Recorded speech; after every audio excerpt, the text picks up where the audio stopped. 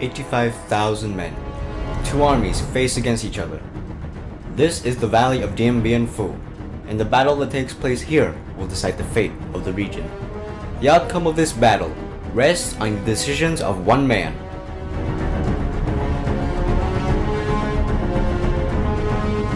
Vo Nguyen Giap was born on August 25, 1911 in Nang Sa Quang Binh Province, one of the most impoverished regions of Vietnam. At the time, the modern countries of Vietnam, Cambodia, and Laos were all colonial territories under the French as French Indochina. Under the French, the locals were often subject to injustice, brutality, and exploitation. Under the French rule, the Vietnamese have no democratic voice. The Allies, they had proclaimed that they were fighting to protect democracy and they're fighting for freedom against fascism. And yet, these very same Allied powers are depriving their colonies of democracy and freedom. The people here suffered a lot because of high taxes and hard forced labor. They worked from dawn till dusk, but they did not have enough to eat. At a young age, Giap's father, Vo Quang Nghiêm, would tell him tales of Vietnamese generals who stood against the Chinese and Mongols. Giap aspired to be like them and developed a deep, profound love for his nation. As a student, he was brilliant. Even from a very young age, he was known for being very curious, very intelligent, very studious. Noticing this, Nghiêm sent his son to study at the Lycée National College in Hue. At the college, his nationalism prompted him to join an anti-colonialism movement. Here, he would meet Nguyen Thuy Quang Thai, whom he would later marry and have a daughter. However, after organizing a student strike against the French, he was expelled. Afterward, Giap began studying at the University of Hanoi, becoming well-versed in the arts of politics and warfare. Giap drew inspiration from the French Revolution and Napoleon, whom he deeply admired. His intense lectures on these subjects earned him the nickname the Red Napoleon. He was very involved in social issues in the 1930s. It opened up more possibilities for writing, for publishing newspapers, more critical of colonial powers. And this is something which radicalized him. I would say the first type of radicalization was nationalism. So he made that kind of leftward journey towards communism. Giap joined the Indochinese Communist Party in 1930 due to the party's opposition to French rule. During these years, Giap became incredibly nationalistic. He wrote numerous articles on the French treatment of the colonies and also inspired many of his colleagues to stand against the French. He wanted freedom for Vietnam, but was he truly a communist? Were people like Vo Nguyen Giap, were they really communists or were they nationalists? Some people see the two as incompatible.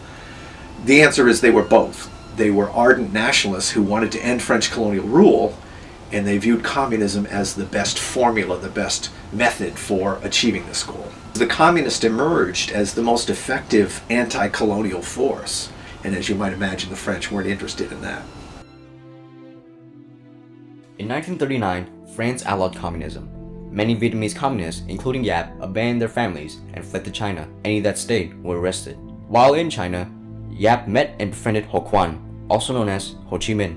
In 1941, amidst the Second World War, Ho Chi Minh formed the Viet Minh Organization, which sought Vietnamese independence. Well-versed in warfare and trusted comrade of Ho Chi Minh, Giap became a charter member of the Viet Minh and was tasked to construct its military force despite lacking sufficient resources and experience. He wasn't the intellectual that Ho Chi Minh was, or some of the other leaders, but he was the doer.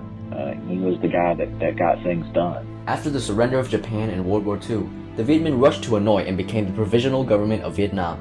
Ho Chi Minh left for France to negotiate independence, while Giap oversaw the administration of the state and its army.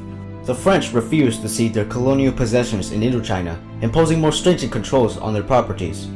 To ensure the suppression of any rebellion, the French shelled the city of Haiphong to instill fear. Thus, December 1946 saw the incipience of a national war of resistance, the First Indochina War. The Viet Minh forces, of course, lacked this kind of material assistance. They didn't have the weapons, they didn't have the equipment that the French did, they didn't have the training. Many of the French used to refer to the Viet Minh as the barefoot army, as though the soldiers didn't even own proper footwear, never mind armaments. Despite these conditions, Giap demonstrated excellent skill in mobilizing and equipping his forces. Against the superior French, farmers were drafted to carry artillery, cyclists delivered supplies, and soldiers trained in the countryside. Given the circumstances, Giap was a firm believer in protracted warfare. To him, patience was key to victory against a superior force. It can stretch resources and morale. He also placed great emphasis on securing the loyalty of the locals, for without it, victory was impossible. By earning the trust of Vietnamese peasants, the Viet Minh obtained a dependable source of supplies, intelligence, and manpower. After his time in China, Giap learned and mastered Mao Zedong's 3 stages of revolutionary warfare: organization through fortification, consolidation, and recruitment, progressive expansion through guerrilla warfare, and decisive destruction of the enemy through an all-out frontal assault. Against a numerically and technically superior enemy, conventional warfare was impossible. However, small victories in each of these stages culminate to create a military force capable of engaging the enemy in battle. La principale force de notre armée réside dans le moral, dans l'esprit combatif du soldat et dans le soutien illimité de la population.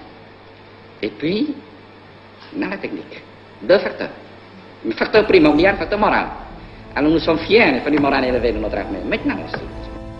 For 7 years, Giap conducted guerrilla warfare with moderate success.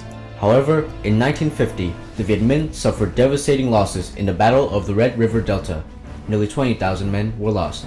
Throughout the war, several Viet Minh leaders were skeptical of Giap's methods, especially his willingness to sacrifice his men. In response, Giap said, "Every minute, hundreds of thousands of people die on this earth.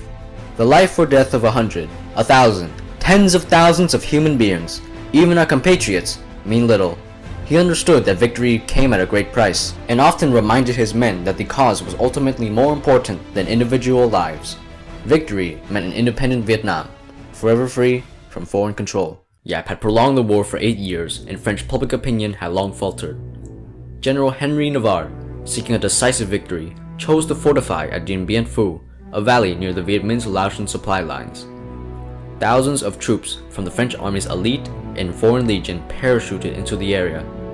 He hoped to exploit the rugged terrain to create an impenetrable natural defense. There was a French artillery officer who was in charge of protecting the base with French artillery. And he set up his artillery posts around the main base of Dien Bien Phu, where the airstrip was. And he assured his superiors that the Viet Minh would, even if they did get artillery in the area, they would only be able to get off 3 rounds of artillery before the French identified the location of the Viet Minh artillery, returned fire, and destroyed it. So he guaranteed 3 rounds from the enemy and I will destroy them. Guaranteed. Unbeknownst to the French, Giap and his men had acquired heavy artillery and had begun moving in on the garrison. After in-depth analysis of the latest information,